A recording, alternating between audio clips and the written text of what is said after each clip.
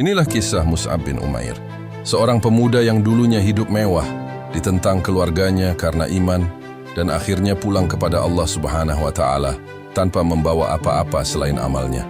Mus'ab bin Umair lahir dari keluarga bangsawan Quraisy.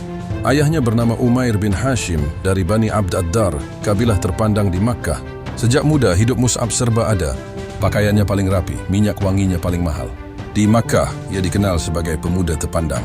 Namun semua itu berubah saat Mus'ab mendengar dakwah Rasulullah. Ia beriman secara diam-diam. Sebagian riwayat menyebutkan, saat Mus'ab masuk Islam, ayahnya telah wafat atau tidak lagi berperan.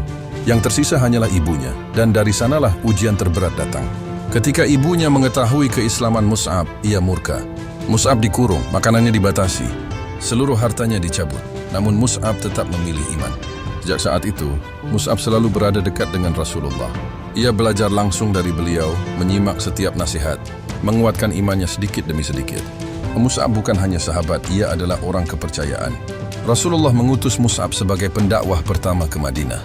Dengan kelembutan kata-katanya, banyak penduduk Madinah menerima Islam bahkan sebelum hijrah Rasulullah. Mus'ab kembali ke Madinah bukan membawa harta, tapi membawa iman umat yang mulai tumbuh. Dan suatu ketika, datanglah hari ujian yang lebih berat. Terjadilah perang Uhud. Mus'ab ikut bersama Rasulullah. Ia diberi amanah besar, memegang panji kaum muslimin. Di medan perang, Mus'ab berdiri teguh. Ia menyampaikan panji itu sebagai tanda kaum muslimin masih bertahan. Hingga satu persatu luka mengenai tubuhnya. Namun panji itu tak pernah ia jatuhkan. Sampai akhirnya Mus'ab bin Umair wafat dalam keadaan mempertahankan amanahnya. Setelah perang usai, para sahabat mencari jasad Mus'ab. Saat hendak mengkafaninya, mereka terdiam. Kain kafannya tidak cukup. Jika ditutupkan ke kepalanya, kakinya terbuka. Jika ditarik menutup kaki, kepalanya terlihat. Tak ada kain lain, tak ada harta tersisa. Rasulullah menunduk lama, lalu bersabda agar kepalanya ditutup dengan kain itu, dan kakinya ditutup dengan daun idkhir. Saat hidup, Mus'ab bin Umair pernah memiliki segalanya.